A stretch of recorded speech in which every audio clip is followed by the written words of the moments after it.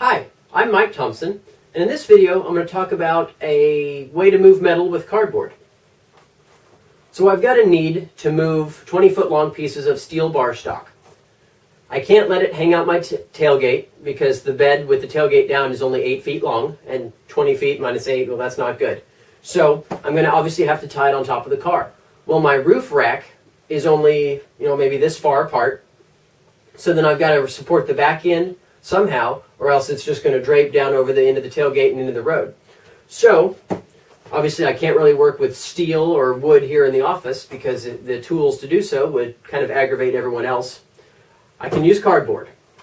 So what I've got is I've measured up from the tailgate to the roof, or from the bed, the floor of the bed, to the roof rack is 43 inches.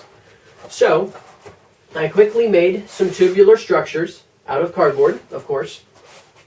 These are 4x2. They are pretty solid. Then I took my old tripod stand that I had. It was a triangular star shape. Took it apart, used one segment for the leg, and then cut some other scraps that I had for braces. So the way this is going to work is this is going to butt up against the tailgate. The tailgate will be on this side. This will butt right up against it. And the leg here will keep the whole thing from tipping forward. So I'll show you how this is going to be assembled. I've got my second leg here, and I had some scrap for which I made a 4-ply sandwich and then wrapped it with one more section across the top. This is going to be my load-bearing structure. So what I'm going to do is I've measured up on each of these 43 inches.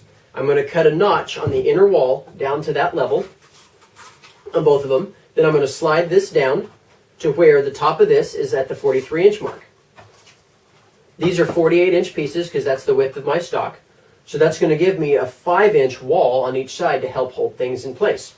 So, actually I may not even cut a slot. I might just do mortise and tenon right there. That'd be a lot more secure probably. Except then I wouldn't have any way to secure this. I don't want to make these permanent. That's the thing. What am I going to do with this giant structure when I'm not transporting metal, which is fairly infrequently as it is? I think what I'll do is take this, put a couple plies here to beef this up and make essentially a T shape if you're looking at it on end. That way, and I will go ahead and cut the slot. That way I can slide this down in the slot, and this section down here will keep it from pulling out. So it'll just be a slot together kind of thing. And of course the weight of the metal will keep it down in place.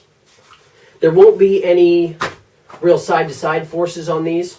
I'm going to use my bed extender frame to butt up against this to basically sandwich this piece between my tailgate and my bed extender. But even with that, the leg will definitely keep it from falling over. Then of course there will be a tie down across the entire thing.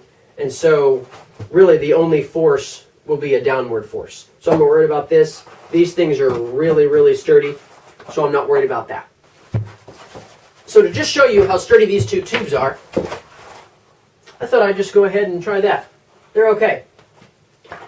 So I'm going to go ahead now, beef this up, cut these slots, and then I'll show you the final assembly. Well, all right. I've got my beam here all beefed up. As you can see, I've got, or essentially I created a notch by beefing up this section right here. I've got my 4-ply sandwich, my 1-ply over the top.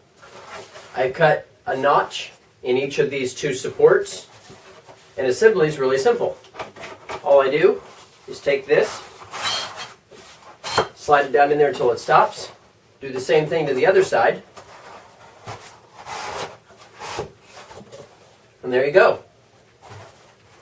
But thanks for watching. I really appreciate it.